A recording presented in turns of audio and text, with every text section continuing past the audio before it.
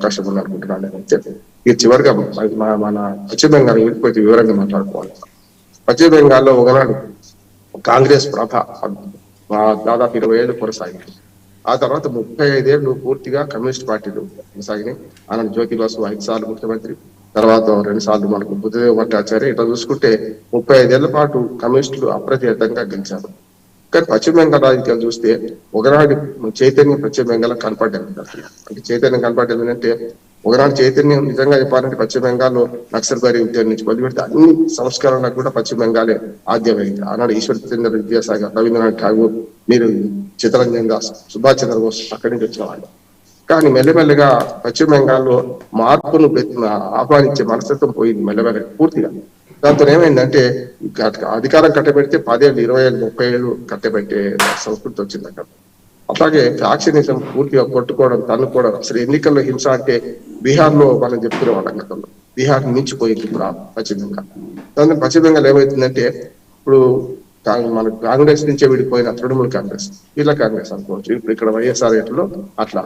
కానీ కాంగ్రెస్ తప్పుడు ఎండగడుతూ మమతా బెనర్జీ నిలబడి మొదలు కమ్యూనిస్టులను కొట్లాడి కమ్యూనిస్టులను గెలిచి ఇవాళ హ్యాట్రిక్ కొట్టిన వాళ్ళు 4వసారి ఆమె అధికారంలోకి వస్తుందా అనే మాట వస్తున్నది.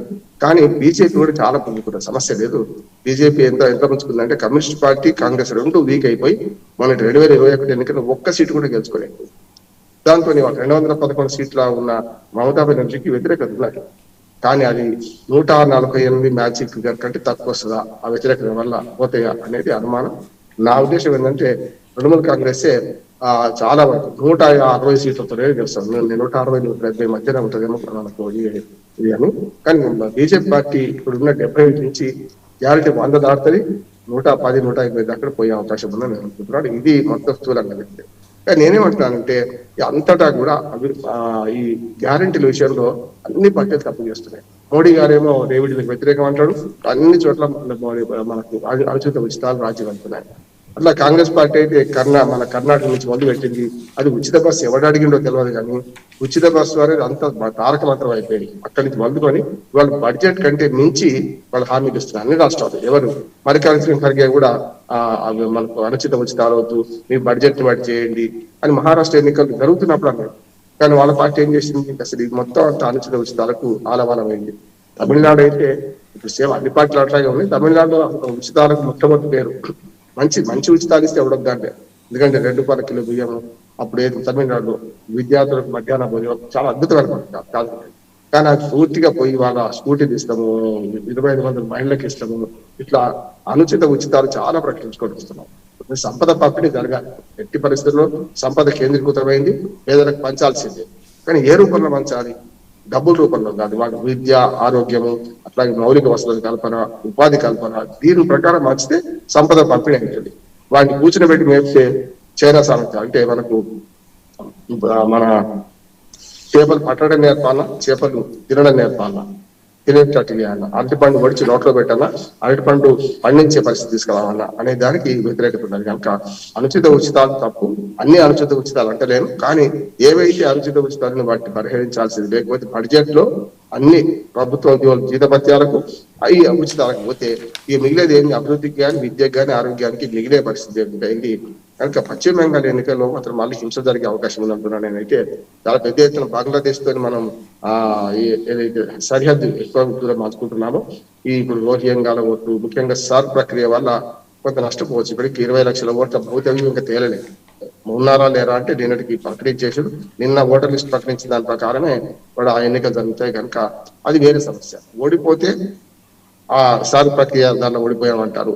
మీరు అన్ని దుర్మార్గాలు చేసినా గెలిస్తే మాత్రం మేము గెలిచామని అంటారు. అంటే కింద పడ్డా మాదే పై చేయి, పైన పడ్డా మాదే చేయని ఈ మొత్తం ఉంటది. బీజేపీకి ఉన్న దాంట్లో బీజేపీకి ఉన్న రాష్ట్రం దక్కించుకుంటుంది. గ్యారంటీ అస్సాంలో బీజేపీ వస్తుంది. అట్లాగే ఈ 3 చోట్ల పశ్చిమ బెంగాల్ కానీ, తమిళనాడు కానీ, అట్లాగే 4 చోట్ల మన కేరళలో కానీ, ఆఖరికి మన పుదుచ్చేరిలో కానీ ఇప్పుడున్న ప్రభుత్వాలు కొనసాగుతున్నాయి అనుకుంటున్నాను. జాతీయ పార్టీలకు పెద్దగా ఈ స్టేట్స్ బీజేపీకి అక్కడ ఉంటే వింటే కాంగ్రెస్ పార్టీకి ఏమైనా ఉంటే కొంచెం దగ్గరలో ఏమైనా ఉంటే మన కేరళలో అవకాశం ఉంటుంది తప్ప మిగతా చోట ఎక్కడ అవకాశం ఉండదు. ఈ జాతీయ పార్టీలు రెండు మన దక్షిణ భారతదేశంలో కూటమి ఉంది కనుక మనకు కాంగ్రెస్ పార్టీ కేరళలో కొంతవరకు ప్రభావం చూపెడుతుంది, కానీ మిగతా చోట తమిళనాడులో ప్రభావం చూపెట్టే ఈ రెండు జాతీయ పార్టీలు ఇటు పక్కన. ఎందుకని చూడండి, చెరి 27 పంచుకున్నాం. తమిళనాడులో ఈ బీజేపీ కాంగ్రెస్ అన్నాడీఎంకేతో 27 సీట్లు పంచుకోండి బీజేపీ, కాంగ్రెస్ తోని మన డిఎంకేతో సీట్లు 27 పంచుకొని మనకు కాంగ్రెస్ పార్టీ ఉన్నది. వాళ్ళు ప్రభావం చేసేది లేదు, వాళ్ళు ప్రభుత్వం ఏర్పాటు చేసిన క్రమంలో ఉంటాం, కానీ కూటమిలో ఉంటాం. కనుక ఇవన్నీ చూస్తే మనకు అర్థమవుతుంది. అంటే నేను చివరిగా ఒక మాట చెప్తాను, ఎన్నికల్లో ప్రజలు గెలవాలి, కానీ పార్టీలు గెలుస్తున్నాయి, నాయకులు గెలుస్తున్నారు, చివరికి మళ్ళీ ప్రజలు మోసపోతున్నారు, మళ్ళీ 5 ఏళ్ళ దాకా ఆగుతున్నారు. కనుక ఇవన్నీ మనం గమనించాల్సిన అవసరం ఉంది. ఎన్నికల్లో డబ్బు మద్యం ఏర్లు అయిపోతుంది. అట్లాగే దాంతో పాటు ప్రభుత్వ ఖర్చుతో ఇవాళ అనుచిత ఉచితాలు కొనసాగిస్తున్నారు. గతంలో పార్టీలు లంచాలు ఇచ్చేవి, పార్టీలు డబ్బులను చాలా ఇచ్చేవి, కానీ పార్టీలు అభ్యర్థి నుంచి పోయి ఇవాళ ప్రజల సొమ్ము, ప్రజల ట్యాక్స్ పేయర్స్ మనీని పనిచేస్తున్నారు. ఇది కరెక్ట్ కాదని. సో ఓకే, బండారు రామ్మోహన్ గారు, మరి టీవీకే